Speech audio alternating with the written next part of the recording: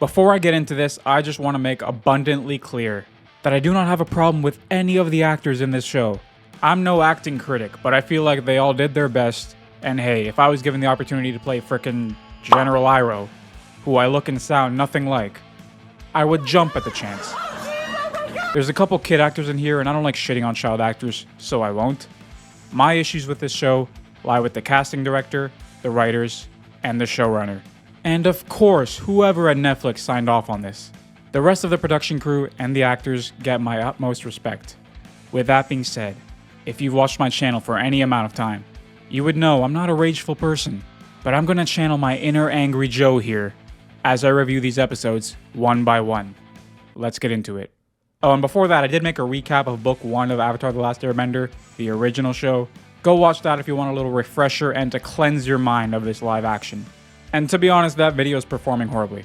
So if it doesn't start doing a little better, I won't be doing a Book 2 recap. Let's do this shit. Episode 1.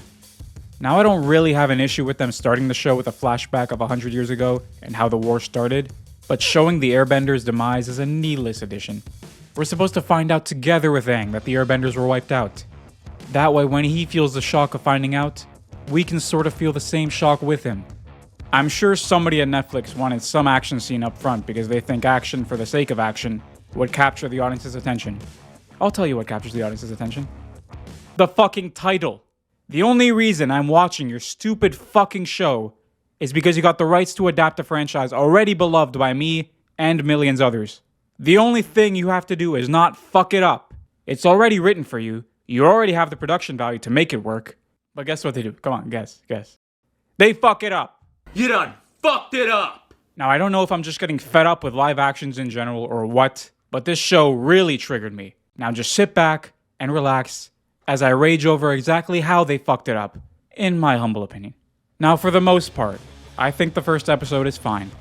One big thing that, again, is a needless change, and that's going to be a theme here, needless changes. When Aang first wakes up after 100 years, he wakes up to Katara's face in the cartoon. Sort of symbolic. She's the one who gives him hope and the most support in the original.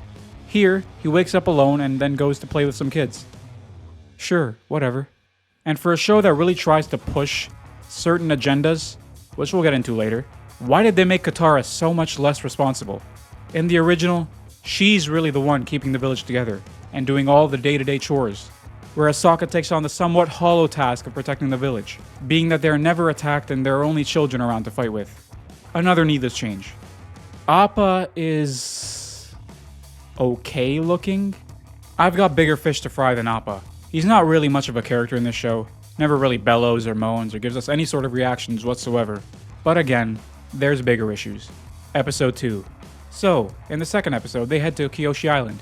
You know, the island that's dedicated to an avatar. And then when the avatar shows up, the village leader, who's also Suki's mom for some reason, doesn't want to help the avatar. Who wrote this shit? Yes, she's worried about her village's safety, but that's what Aang is supposed to discover later in this very episode on his own. That wherever he goes, he brings danger. And it's more impactful when the village welcomes him with open arms, but they end up getting attacked because of him. As expected, they shy away from Sokka's misogynistic side, and instead make Suki have a thing for him for no reason. He doesn't earn her respect here, they just get horny for each other out of nowhere, which I guess is more realistic for two teenagers. But let me say this. Sokka being the guy who thinks women can't fight and are incapable of being warriors is a very important character arc for him. That's what makes good characters. When they change from having a trait you don't like to having a trait you do like. God! Why the fuck are you so scared of making him briefly be misogynistic? Then he's supposed to be humbled when he wears this dress that all the female warriors wear. And we as the audience, and Suki, gain some respect for him. I would say, get good writers. But all your writers have to do is fucking copy-paste. Just don't get fucking spineless morons to run your multi-million-dollar show. Oh, and who's this guy? Wait, what? Admiral Zhao? No, that's not Admiral Zhao. Admiral Zhao is fierce, and ambitious, and ruthless. This guy does not give off those vibes. Terrible casting choice. Maybe he should have been in James Cameron's Avatar after all. Aang is fully aware and constantly worries about his responsibility as the Avatar. A little too much. The fun and goofy side of him is shown far too sparingly. He's a 12-year-old boy who doesn't understand the gravity of his position and the responsibility he carries. At least that's what he's supposed to be. He's just far too serious in this show. So Avatar Kyoshi takes over Aang's body, and some producer has clearly been watching too many Marvel movies, cause this is just too much.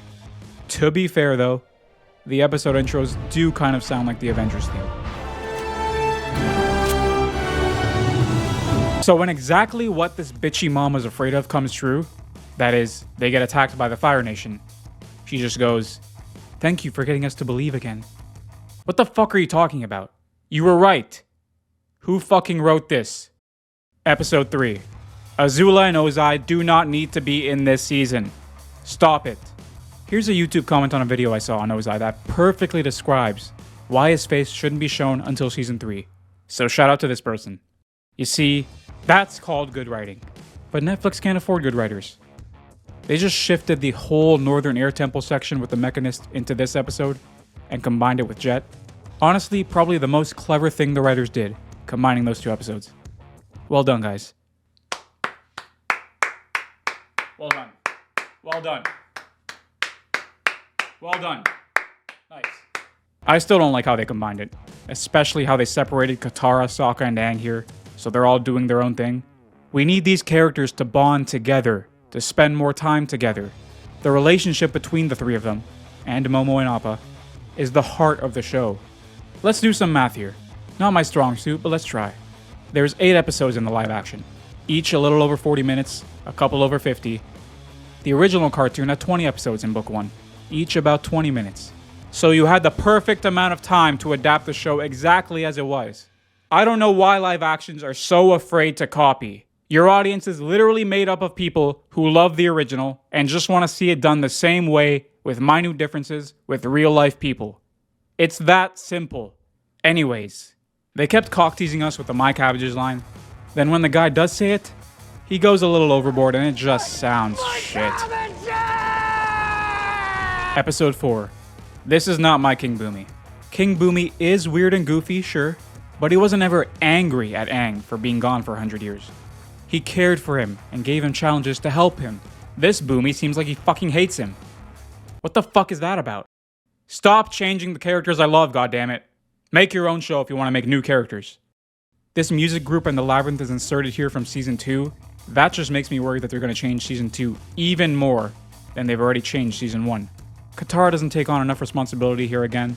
She's supposed to be like the mother of the group, but here Sokka treats her like a kid, which never happens in the original. Here's where I can bring up a key point about this show. In the original, the Labyrinth section is where we really start to explore Katara and Aang's feelings for each other more. In the live action, Katara and Aang are too far apart in age, and there's absolutely no romantic feeling here. And there's no chance there ever will be. Katara's actor is 17 in real life, Aang's is 13, so it'll never happen. So one of the main intrigues of the show, that is, Katara and Aang's love story, is gone. That is a huge detriment to the story. Boomy accuses Aang to be all about goofing off, but he hasn't once really goofed off in this show. I wish he goofed off more, honestly. Best single scene of this show is at the end of the episode between Zuko and Iroh. An original scene, but I actually kinda liked it. As well as the part about Zuko being there for Iroh when his son died. Wasn't in the original, but I really liked it.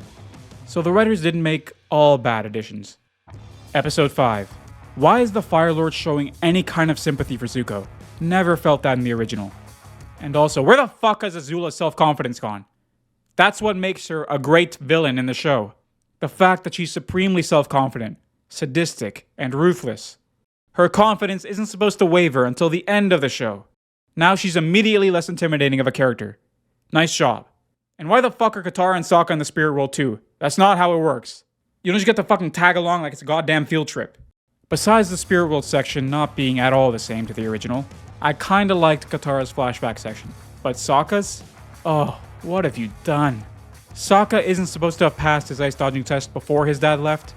But more importantly, why do you feel the need to make his dad disappointed in him? We're just making up conflict now and ruining future characters so we can appease your shitty writing. Why is Ko here? You already set up the fact that the spirit of the forest is injured and needs healing, and then you just abandoned it. What does Ko have to do with the people in the forest getting lost? Nothing.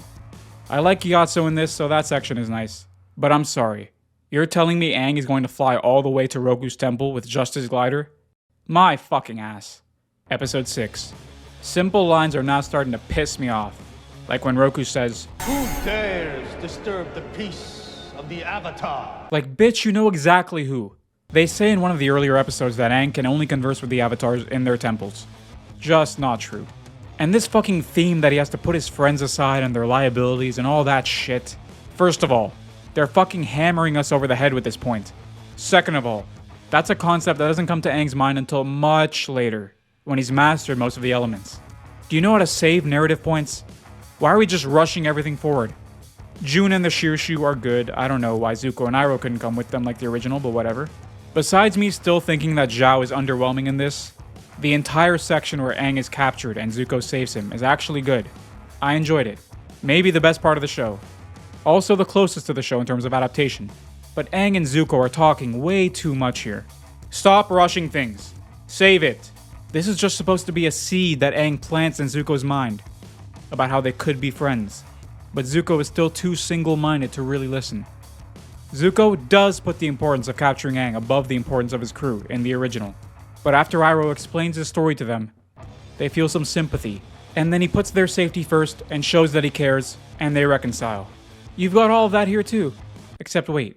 The last and most important part where he puts his crew above his mission isn't included. Why? That's where he's supposed to earn their respect. And this flashback scene with the Agni Kai between him and his father, the point was for Prince Zuko not to fight his father, to be too scared to do anything. So why are you changing key character moments? And again, the Fire Lord cares far too much about his son here. There are subtle changes that I do like. The fact that the division Zuko tried to argue against being sacrificed ended up as his crew, that was pretty cool. Chalk another one up for the writers. They need every point they can get. Episode 7. No Zhong Zhong or firebending section. Great. A key moment where Aang swears off firebending after hurting Katara. Just gone. Sweep it away. I don't know why they had to change the vision from a comet coming to the Northern Water Tribe being attacked. So if you have a season 2 now, you're just gonna give him another vision? Is that what we're doing now? Aang's just gonna sense every danger through a vision as if he's fucking that so Raven? Tell me, please tell me. Why would Iroh suspect his brother, Ozai, the proud Fire Lord, to kill his son in such a cowardly and pathetic way? Fucking stupid. Zhao is so pathetically unconvincing here that if Iroh didn't suspect him of killing Zuko before, he has to now. He's playing it like it's a fucking sitcom. That I'm the one. The one what, bitch? Sure, just make Princess Yue a waterbender. Just have her teach Aang and Katara while you're at it. Somebody has to. Why are you inserting drama where there doesn't need to be? Pakku and Arnuk don't trust Aang to help them. When the drama should have just been Pakku not willing to teach Katara waterbending because of their customs. Because they fucked up the whole Ko section, they felt the need to insert a past avatar that's not in the original beyond a quick flashback, and a whole random ass story about his past that's unneeded. Princess Yue is able to become a fox spirit? What the fuck are we doing here? What is this? Stop making it so fucking complicated. Aang needs to master water bending. Very simple. Excuse me, Aang? Maybe it's better if Katara didn't fight? Fuck off. Ruining my fucking characters. We have this pretty underwhelming fight between her and Pakku, but okay, at least now she proved herself to him and he can teach her. He's gonna teach her and Aang, right? Right? Oh, that's right. Aang had this whole vision about the North being destroyed, so we can't take time to train because then it wouldn't make sense why they had to rush here. Nice. By the way, the three of them do not feel like a family. They've had almost no bonding time. Episode 8. Great, we're introducing the hot air balloon way earlier than it should be. Hold on. Now remember how I mentioned that agenda Netflix has to push? Well, I thought in the last episode it was established that the females of the village have not been trained in waterbending to fight. Now it makes sense for Katara to join the fight because she's had experience and has been practicing herself, but throwing untrained people into a fight, whether male or female, is the stupidest shit ever, and reeks of a production company just trying to win some brownie points with certain demographics. Doesn't make for good storytelling though. And yeah, Katara hasn't actually been trained by anyone yet. Were they so scared of having this misogynistic old man teach the girl how to fucking fight? You know, so that it makes sense how she becomes so good at waterbending? No, let's just delete the part where she needs to train to get better and just call her a fucking master. Because that's good writing. At least Momo gets a chance to shine. Oh my god, they crushed him. But then brought him back to life. Whatever, man. Katara minus her training should have lost easily to Zuko. Where's her training? This guy says, You found a master, haven't you? bitch, she just fought him once and is now calling herself a master. If I face Novak Djokovic in a tennis match and win a game, am I now all of a sudden a fucking tennis master? No, it's fucking stupid. I do love how when Iroh says his very unconvincing line, Whatever you do to that spirit, I'll unleash on you tenfold! which is straight from the original, but lacks the same conviction. Zhao just responds, Spare me your empty threats. that's great. Even he knows this Iroh is a pussy. This is another poor casting choice. Just making somebody look the part doesn't mean they can play the part. Nobody can live up to the legendary Mako's performance as Iroh, rest his soul. But you could have done better than this. Again, a lot of that comes down to the writing. So Zuko never captures Aang here. Iroh isn't around when Yue decides to give her life back to the Moon Spirit. And for some reason they decided to make Zhao and Azula allies? Why? Zhao would have been perfectly fine as his own villain. I mean, if you cast him better. And the Ocean Spirit doesn't take revenge on him here. Iroh just shoots him with a fireball. I'm tired. The Ocean Spirit itself looks not as cool as the original, but I mean, it's fine. I can't imagine the CGI headache that would have been. Change is the key to new life. Shut up, Paku. Yes, Aang does still have a journey to complete. He still needs to learn fucking waterbending. And don't tell me you'll teach him, Katara, because you still haven't learned shit. Ah! I'm sorry, but the battle's been over for a while now. You people are the Water Tribe. Put out your fucking fires, for God's sake. Oh, so they finally decide to mention Sozin's comment at the end. I fucking hate this show. Fuck you, Albert Kim. The outro is the best part of the show, because it's exactly like the original. Let me know what you thought of this very angry review. This was pretty therapeutic for me. I really needed something to rage on. Let me know what you thought of the show and of this review. And if you're a Stark defender and you're saying, please, it's not that bad, get over yourself. Answer this question for me. If you say you like the show, are you going to watch it again? Are you thinking back to some moments and going, man, I gotta watch that clip on YouTube, because that was fucking good? No, I know you're not. Do not lie to me. Liar! The original Avatar had those moments. I do want to watch it again. This show I want to cleanse from my mind as soon as I release this video. And even the people who apparently like it, I would not believe if you told me you really want to watch it again. There's just no way. You literally had the original formula there. You had the perfect amount of time to adapt it exactly. I should have known when I heard the original creators left that this was going to be a shit show. With that being said, go watch my book 1 recap of the original Avatar, please. Help that video out, it's doing rough, and I put a lot of time and effort into it. Make sure to leave a comment and we can discuss about the review and the show. Like the video if you liked it, if not, whatever. Subscribe for more stuff like this and more recaps. I love you all, even if you like the live action. Take it easy, and peace. I need a fucking rest.